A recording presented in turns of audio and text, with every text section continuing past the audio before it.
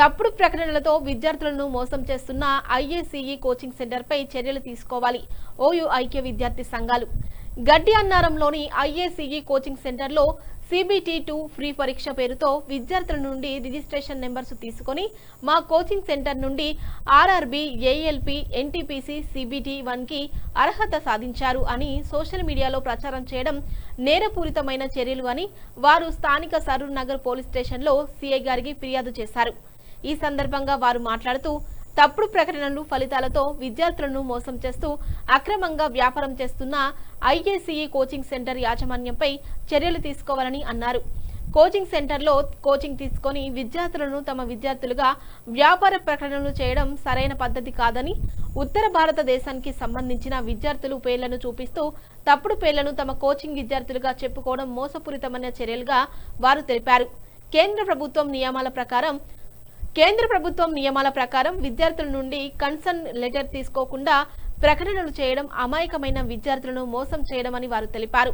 తప్పుడు ఫలితాలు, వ్యాపార ప్రకటనలతో నష్టపోయిన బాధిత విద్యార్థులకి న్యాయం చేయాలని వారు తెలిపారు. మోసపూరితమైన ప్రకటనలు, ఫలితాలతో విద్యార్థులను మోసం చేస్తున్న ఐఏసీఈ యాజమాన్యంపై చట్టపరమైన చర్యలు తీసుకోవాలని అన్నారు. ఐఏసీఈ కోచింగ్ సెంటర్ను వెంటనే మూసివేయాలని వారు ప్రధానంగా డిమాండ్ చేశారు. ఈ అక్రమాలపై త్వరలో డీఈఓకి, వినియోగదారుల రక్షణ కమిషన్ కి, డిప్యూటీ మున్సిపాలిటీ కమిషనర్ కి ఫిర్యాదు చేస్తామని వారు తెలిపారు.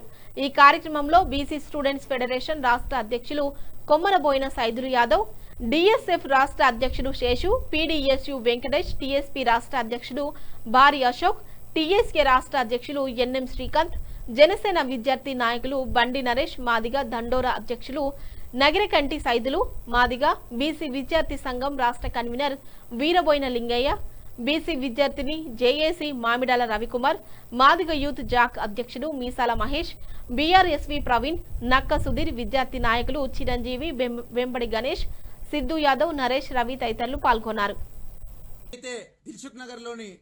ఐఏసీఈ ఇన్స్టిట్యూట్ ఫేక్ రిజల్ట్స్ తో విద్యార్థుల్ని మరియు ఈ సమాజాన్ని మోసం చేస్తున్న తీరును ఆధారాలతో సహా ఉస్మానియా యూనివర్సిటీ విద్యార్థి సంఘాలుగా మేమందరంలో కూడా వెలుగులోకి తీసుకురావడం జరిగింది.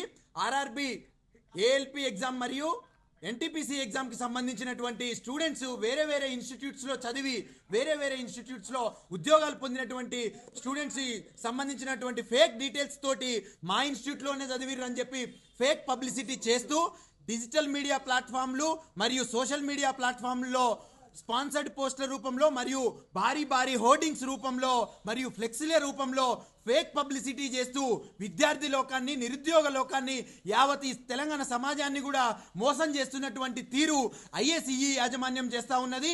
దీనికి నిరసనగా విద్యార్థి సంఘాలుగా మేమందరం కూడా ధర్నా నిర్వహించడం జరిగింది. ఏదైతే వేరే ఇన్స్టిట్యూట్లో ఫీజులు కట్టి వేరే ఇన్స్టిట్యూట్లో కోచింగ్లు తీసుకున్నటువంటి విద్యార్థుల సంబంధించినటువంటి డేటా ఏదైతే ఉందో వాటన్నిటినీ కూడా దొంగదారిన సేకరించి అవన్నీ కూడా మా దగ్గర సంబంధించినటువంటి రిజల్ట్సే అని చెప్పి ఫేక్ రిజల్ట్స్ని సమాజానికి చూపించి నమ్మించబోతా ఉన్నారు. మేము ఐఏసీఈ యాజమాన్యానికి ఓపెన్గా ఒక సవాల్ విసురుతా ఉన్నాము, మీడియా ముఖంగా మరియు పోలీస్ వారి సమక్షంలో ఒక చర్చకు పిలుస్తా ఉన్నాము. ఎవరైతే మీరు చూపిస్తున్నటువంటి ఫేక్ రిజల్ట్స్కు సంబంధించిన స్టూడెంట్స్ మీ దగ్గర నింపినటువంటి ఫామ్స్ ఉన్నా లేదా మీ దగ్గర కట్టినటువంటి ఫీ రిసిప్ట్లు ఉన్నా సరే మీరు వాటన్నిటిని కూడా బయట పెట్టాలి. లేదా మీరు ఈ రకంగా ఫేక్ రిజల్ట్స్తో ఈ సమాజాన్ని, నిరుద్యోగులను మోసం చేస్తామని అంటే మాత్రము యావత్ విద్యార్థి లోకం, నిరుద్యోగ లోకం కూడా చూస్తూ ఊరుకోదు. ఐఏసీఈ ఇన్స్టిట్యూట్ను వెంటనే మూసివేసి విద్యార్థులకు, నిరుద్యోగులకు భరోసా